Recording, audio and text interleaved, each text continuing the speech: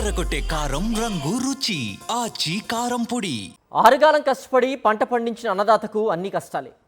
వ్యయ ప్రయాసాలు కూర్చి ప్రకృతి విపత్తుల్ని ఎదుర్కొని సాగు చేసిన పంట చేతికొచ్చిన ఆనందం మాత్రం లేదు. చెమటోడ్చి పండించిన పంటకు గిట్టుబాటు లేక రైతులు అష్టకష్టాలు పడుతున్నారు. ప్రభుత్వం కొనుగోలు కేంద్రాల్ని ప్రారంభించకపోవడంతో తక్కువ ధరకే దళారులకు విక్రయించక తప్పడం లేదు. ఈ ఖరీఫ్లో తూర్పుగోదావరి జిల్లాలో 80,975 హెక్టార్లలో వరి సాగు చేశారు. పంట కాలువల ద్వారా 38,000 హెక్టార్లు, బావుల కింద 42,000 హెక్టార్లు, కొన్ని చోట్ల బోర్ల కింద పంట సాగైంది. మిగతా ప్రాంతంలో వర్షంపై ఆధారపడి సాగు నడిచింది. ఈసారి అధికంగా సన్నాలు సాగు చేశారు రైతులు. తక్కువ కాలంలోనే పక్వానికి వచ్చే ఈ పంట చేతికి వచ్చి ఇప్పటికే 15 రోజులు దాటింది. ఎకరానికి 30 నుంచి 35 బస్తాల వరకు దిగుబడొచ్చింది. మిగతా ప్రాంతాలతో పోలిస్తే మెట్టలో త్వరితగతిన ఖరీఫ్ కోతలు పూర్తయి ధాన్యం అందుబాటులోకి వచ్చిన రైతుల్లో ఆనందం మాత్రం లేకుండా పోయింది.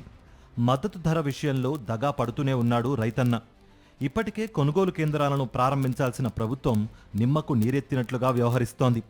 దీంతో దళారులకు ధాన్యం విక్రయిస్తూ నష్టపోతున్నారు రైతులు.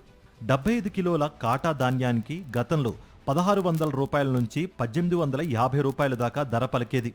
ప్రస్తుతం 400 రూపాయల వరకు తగ్గించి 1,400 రూపాయలు మాత్రమే చెల్లిస్తున్నారు దళారులు. వర్షాలకు భయపడి చేలల్లో కోతలు కోసిన వెంటనే దళారులకు పంట విక్రయిస్తున్నారు రైతులు.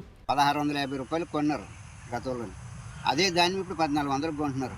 ముఖ్యమంత్రి చంద్రబాబు నాయుడు గారు కూడా పట్టించుకుంటలేదు. బెల్ట్ షాపులు చూసుకుంటున్నారు తప్ప కానీ రైతు గురించి ఏమీ చూసుకుంటలేదు.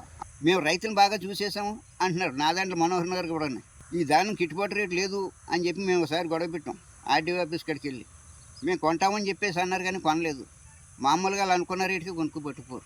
బత్తాకి 5 కేజీలు కూడా తీసేసుకున్నారు పొలిగాయ కింద. గత ప్రభుత్వంలో అయితే ఇలాగ పొలిగాయ తీసుకునేవారు కాదు. అప్పుడే ఏ మిషన్లు, ఇప్పుడే ఏ మిషన్లు. వైఎస్ జగన్ హయాంలో రైతులకు అవసరమైనవన్నీ రైతు భరోసా కేంద్రాల్లోనే లభించేవి. యూరియా, ఇతర ఎరువులు, పురుగు మందులు మొదలుకుని కొనుగోలు వరకు అక్కడే జరిగేది. కూటమి ప్రభుత్వం అధికారంలోకి వచ్చిన తర్వాత ఆర్బీకేలను నిర్వీర్యం చేసింది. కనీసం యూరియా కూడా అందుబాటులో లేని పరిస్థితి తలెత్తింది. దీంతో అధిక ధరకు ఎరువులు కొనుగోలు చేసి పంటలు సాగు చేయాల్సిన దుస్థితి నెలకొంది. జగన్మోహన్ రెడ్డి గారి ప్రభుత్వంలో దాదాపుగా రైతుకు సేవలు అందించడానికి ఆర్బీకే వ్యవస్థను తీసుకొచ్చాడు. సప్లై చేస్తారు సీడు, అలాగే గ్రెయిన్ కూడా కొనే పరిస్థితిని ఆయన తీసుకొచ్చాడు. ఇవాళ ఉన్న పరిస్థితుల్లో ప్రభుత్వం ఏంటంటే పూర్తిగా ఇది నాశనం చేశారనేది ఒక కంకణం కట్టుకున్నట్టుగానే కనిపిస్తూ ఉంది ఆర్బీకేలన్నీ కూడాను. కూటమి ప్రభుత్వం అధికారంలోకి రాగానే రైతు భరోసా కేంద్రాలను పూర్తిగా నిర్వీర్యం చేసింది. గతంలో సొసైటీల ద్వారా ధాన్యం కొనుగోళ్లు ప్రారంభించిన రబీలో సగానికి కూడా రైతుల వద్ద నుంచి ధాన్యం సేకరణ జరగలేదు. దీంతో దళారులకు, మిల్లర్లకు తక్కువ ధరకు ధాన్యం అమ్ముకోవాల్సి వచ్చిందని రైతులు ఆందోళన వ్యక్తం చేస్తున్నారు.